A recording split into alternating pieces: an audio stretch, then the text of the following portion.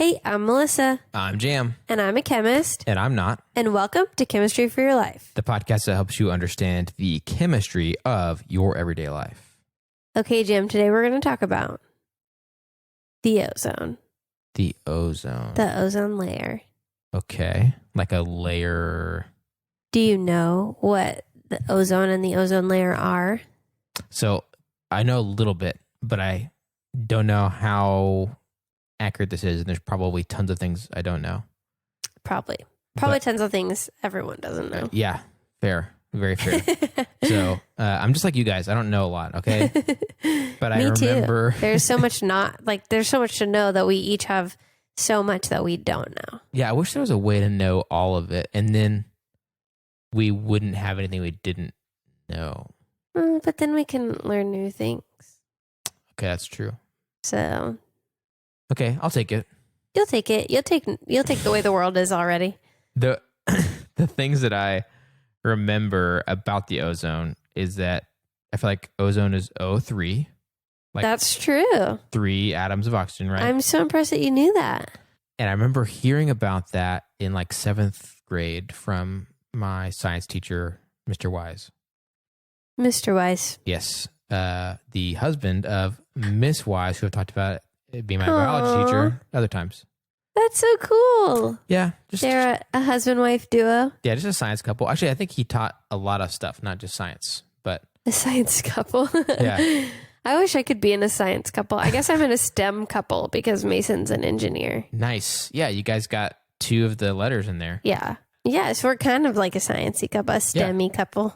So I remember learning about that, and then also about something I vaguely remember called chlorofluorocarbons.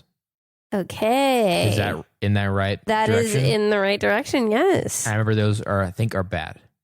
Yes, they are bad. Okay. Well, I mean, for some things, they're useful for other things. Got it. And Okay. that's kind of it. Also, the ozone layer is, I think everybody knows at least, it's in the sky. It's Yes. part of our atmosphere. Yeah. Yeah. Mhm. Okay. Wow, you know a lot more than I thought you were going to know. Well, that last one was the hardest one. I tested this out on Mason and asked him if he knew, and he did not. Okay, interesting. So I was expecting your knowledge level to be close to that, but I'm impressed of how much you've retained. Good job. Don't test me on the other things that I learned in 7th grade. I'll just say that much. Me either. I don't remember a lot. Okay, so ozone is closely related. This whole ozone layer situation is closely related to something we've talked about before called equilibrium. Okay. Okay, so equilibrium in chemistry, I want you to imagine it's like a scale, one of those old school scales where you kind of have to balance each side like a teeter-totter. Yes. Okay, so that's kind of what equilibrium is in my mind. You have these 2 trays that need to be perfectly balanced. Okay. So in a chemical reaction, you start with what we call reactants, Okay. and that's whatever 1 or 2 or 3 things you're going to react. And when they react together, you get products. Okay. Okay, so that's whatever is formed, the products. So you start with reactants and you go to products. But a lot of times, we've talked about this concept before too, it's not just like the reactants become the products and that's it. The reaction is over. Okay.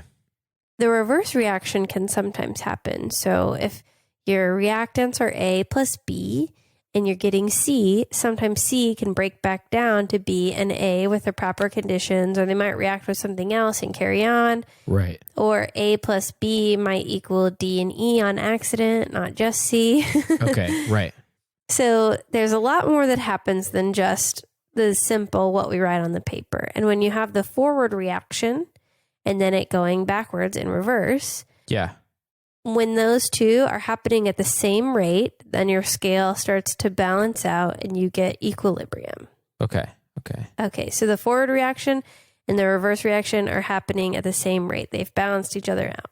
Okay. Got it.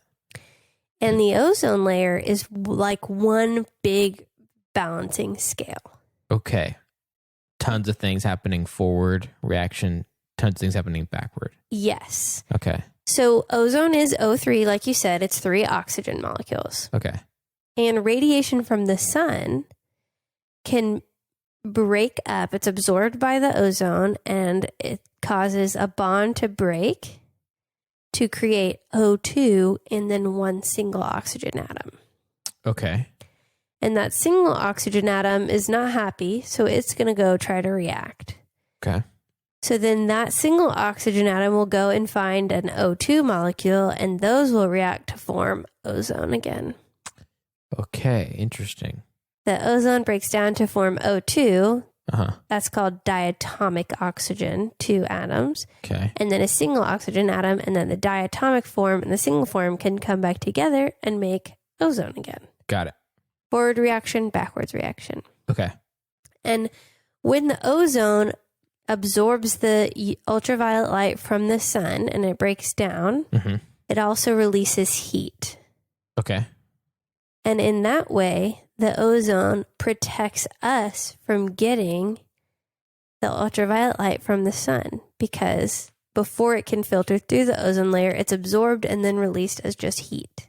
Got it. Okay. Does that remind you of something else? Kind of like sunscreen. It's exactly like sunscreen. One big old sunscreen. We have a big layer of sunscreen basically in the sky. Interesting. So, I mean, so obviously some of it still gets through, but it'll be much worse if we didn't have that layer. Yes, I think it's below a certain wavelength is where it absorbs. So it's the higher energy waves that are coming in. So the more high energy waves are stopped of ultraviolet light. And then they're still dangerous, but I think the UVA and B are the less dangerous ones that come through and get to us. Got it. Got it. So that's what the ozone layer does. Okay.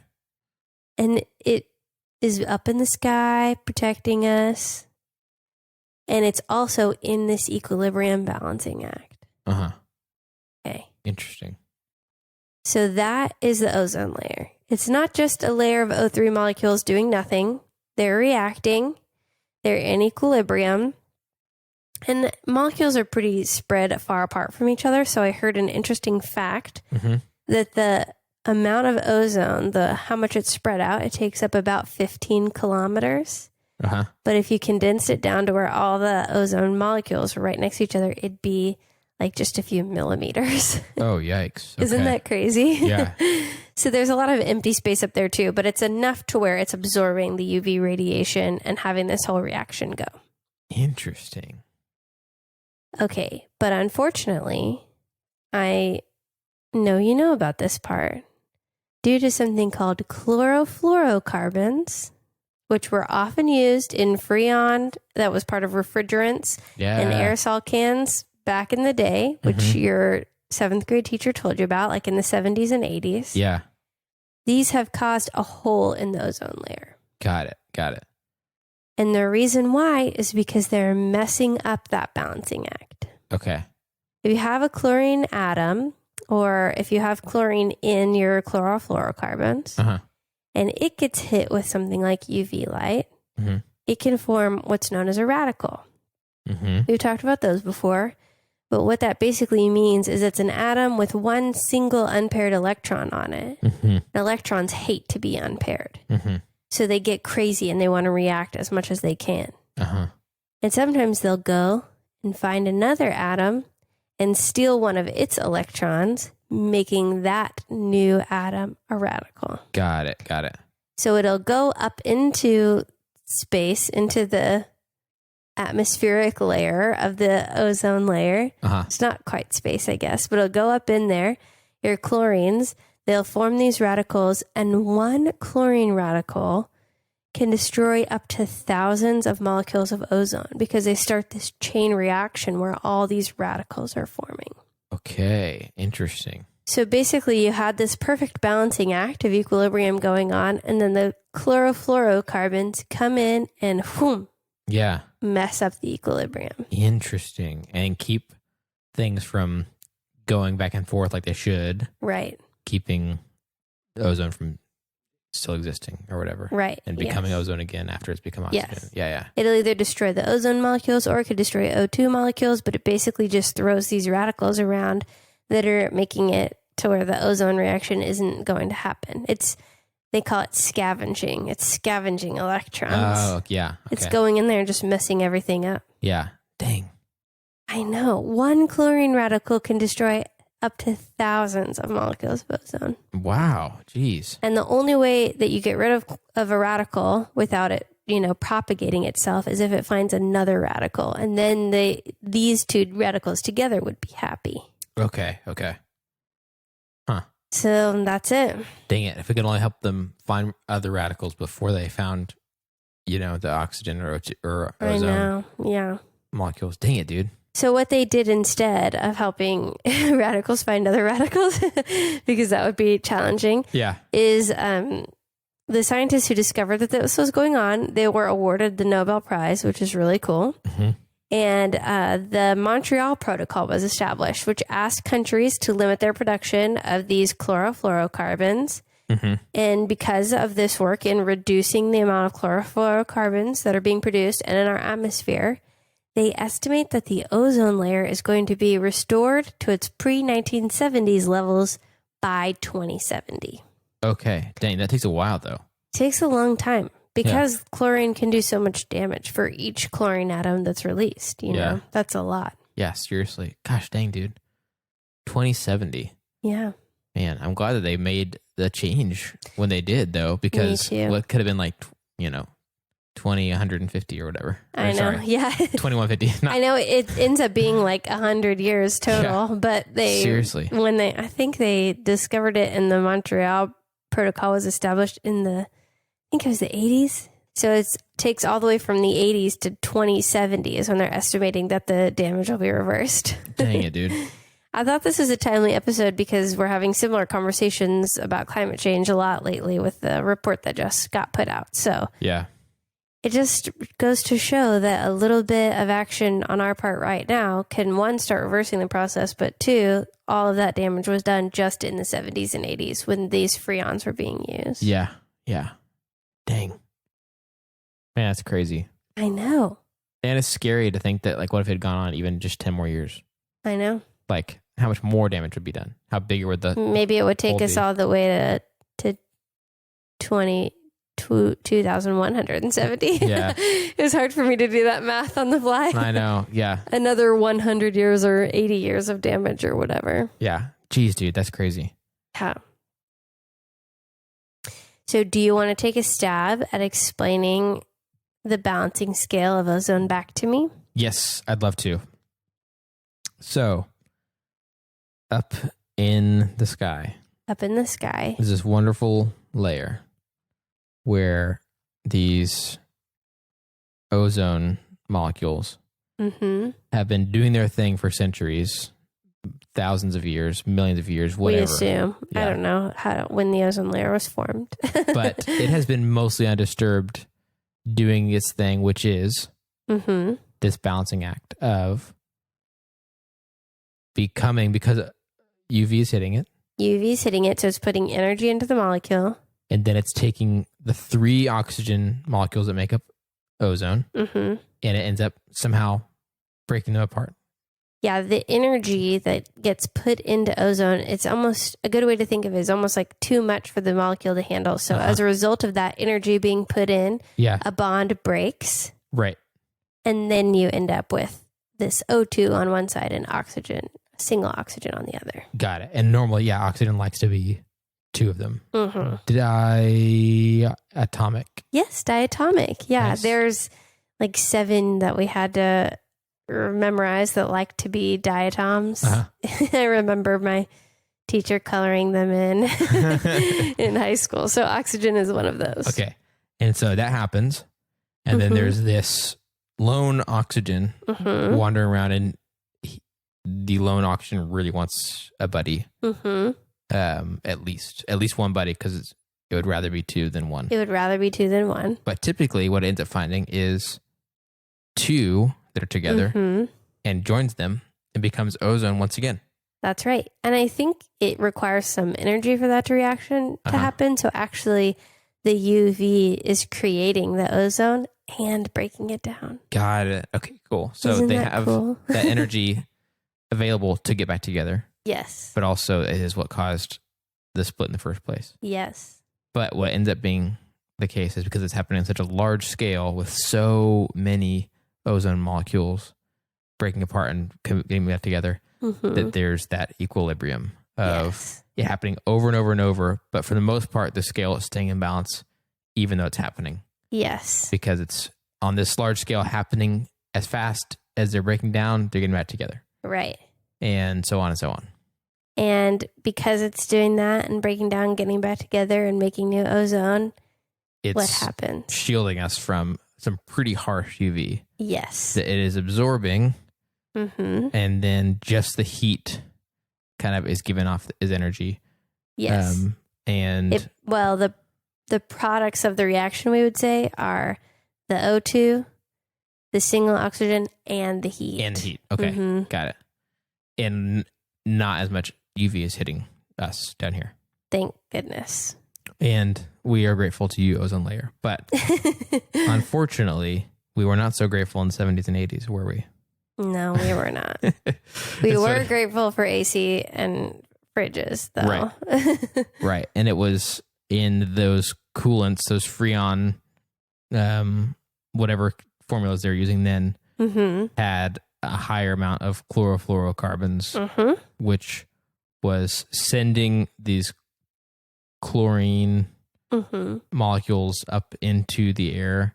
Yeah. And they were, was it because of the UV also that they were turning into free radicals? What turned them into free radicals? Yes. So we use actually this as a reaction in chemistry labs when you're trying to make something new. You can use chlorine, so Cl2, and expose it to light, and it will break up into its radical form. Okay. So it'll absorb UV light and split into two separate chlorine atoms with a radical on it. Okay. And the downside, obviously, there's tons of reasons that radicals are bad in our bodies and in other areas. And in if they get on your face or in your body, you want to have antioxidants. Right. Which we talked about in an earlier episode. Yeah. Throwback to, that was probably like pretty dang early, I would guess. Pretty early, yeah. Can't remember. But go check that one out. It's something about antioxidants in the title, I'm sure.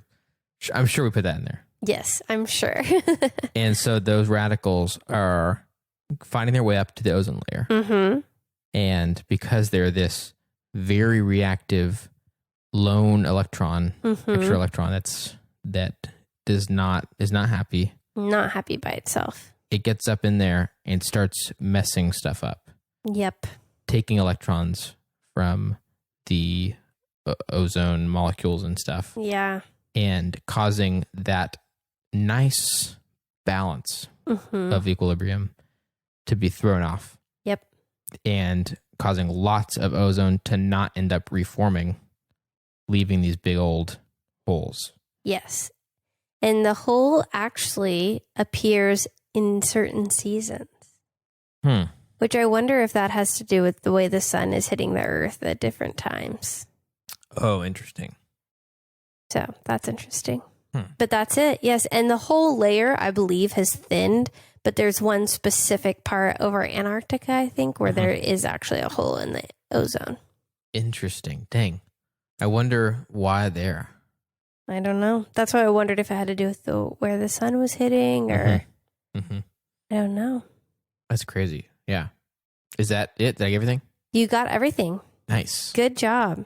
Dang. That's crazy. I'm very impressed. Thanks, Mr. Wise, for that foundational, those pieces, building blocks that I somehow remembered. That's a miracle. Yeah, I thought this was a cool episode, a little bit shorter, but I like emphasizing the idea of diatoms, of equilibrium, and radicals, which I think we haven't talked about diatoms before, but we've definitely talked about equilibrium and radical, and I thought this was a cool new application of it that I actually didn't know much about. So yeah, and I like that of all the times we talked about equilibrium, this was one very, very simple version. Yes. That was a little bit easier for me to get my head around than some of the other ones. And that's just oxygen changing forms and going back and stuff, you know, but for the most part. But maybe I should have started with that instead of the complicated equilibrium going on our teeth. Oh, yeah. Well, that was cool too. I mean, it does help me understand that concept better, I think. Yeah. Well, that's it. That's all I have for you in your science lesson for today. But is there anything that you have for me? Anything fun in your week that you want to tell me about? I feel like I haven't seen you. Yeah. I was out. I was out sick. So we postponed recording and I haven't seen Jam in a little while. Yeah, we're recording on a Sunday, which feels so strange. It's so different. I don't know if we've ever recorded on a Sunday. No. Yeah, it's very strange. It's been usually Thursdays and Fridays, I think. Yeah. So, unfortunately, this is not something new to you. Oh, bummer. But I thought our listeners would be interested in hearing about it because my wife and I had been trying for a while to figure out a good kind of some food storage solutions that are good for the environment. Oh, yes. I do know about this one. Yeah. And so Melissa and I have like swapped different things we found and stuff like that. And finally, Em and I bought the wording they use is platinum silicone. Yes. Platinum silicone bags, reusable, basically they're reusable baggies, Ziploc bags.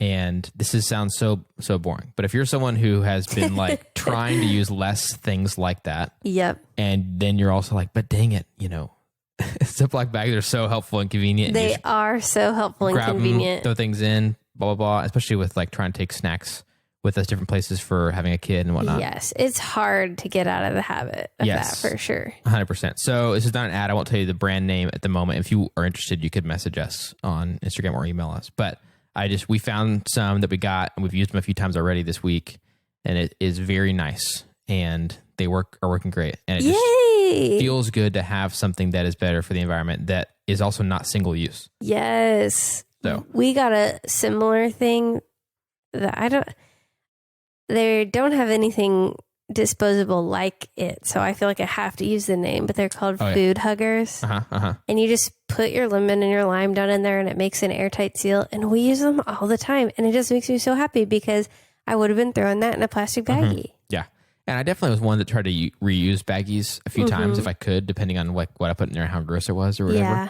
But still, you can only use them a couple times. Yeah. Max. And so it just, it's one of those things that's just hard to break that habit. Yeah. Well, I'm happy for you. Welcome to the world of reusable baggies. We love our reusable baggies. We love our Tupperwares. I guess they're glass, so they're not Tupperware, but we love all of our reusable options, and we are so excited whenever other people get on those. 100%. And we've just been doing without anything like that for ever since we moved to this house. Yeah. We haven't had any Ziploc bags or anything or an alternative. No. Tons of times where I'm like, what do I use? And so I'll put something in like a way too big of a container. Yeah. I'll be putting like a little snack in like a really large, Pyrex or something like that. But also people should get in on beeswax wraps. Yes. Those are very useful too. Yes. We have some of those. We need to get more. And this has been Welcome to Reusable Corner. Yeah, exactly. So now that we visited the reusable corner, what happened in your week? What was new with you? Well, this is pretty exciting. So you guys know I teach organic chemistry. I usually am a teaching assistant of some kind, or I have covered for other people's classes. But for the first time ever, I'm having the opportunity as a graduate student, which is a pretty big deal, to make my own class. And I get to write a syllabus and make my tests. And it's a whole lot of work. But it's really exciting to get to do that. And I get to meet my students tomorrow. So the people I've been preparing for and hoping for and thinking about how can I balance giving them enough work to learn and not so much work that they're overwhelmed, Yeah. They're coming. The people I've been preparing for are coming to my class and I'm so excited. Dude, that's awesome. Very cool. Yes. And kind of scared because always before I had an instructor of record I could blame if something went wrong. And now it's all on me. Yeah. I am the teacher. You're the teacher. Well, you're going to do great. And we are all behind you. Thank you. Thanks. You guys are awesome. It also does sound like tons of work. So yes, it does not sound easy at all. I definitely hear that. Yes. That plus getting sick and trying to get all my stuff together was really rough this week. So I'm also ready to start teaching for that just so that it's here. Yeah. 100%. Yay. Very excited about that. Well, thanks, Jam, for your support. Anytime. And thanks for coming and learning about ozone, even though you already knew a lot about it. I sort of did. I mean, I remembered some, but thank you for teaching me the rest, that especially most of the important stuff that if I ever did know, I forgot. You are so welcome. And thanks to all of you listeners. Also, we could not do this without you. This is such a fun job that Jim and I get to do. Absolutely. And if you have ideas or questions, things you wondered about that are chemistry, please ask us. Reach out to us on Gmail, Twitter, Instagram, or Facebook at Chem for Your Life. That's Chem, F-O-R, Your Life, to share your thoughts or ideas. And if you'd like to help us keep our show going and contribute to cover the cost of making it, go to ko-fi.com/chem4yourlife and donate the cost of a cup of coffee. And if you're not able to donate, you can still help us by subscribing in our favorite podcast app and rating and writing our review on Apple Podcasts. That also helps us to share chemistry with even more people. This episode of Chemistry for Your Life was created by Melissa Collini and Jim Robinson. References for this episode can be found in our show notes or on our website. Jim Robinson is our producer, and we'd like to give a special thanks to A. Collini and V. Garza, who reviewed this episode.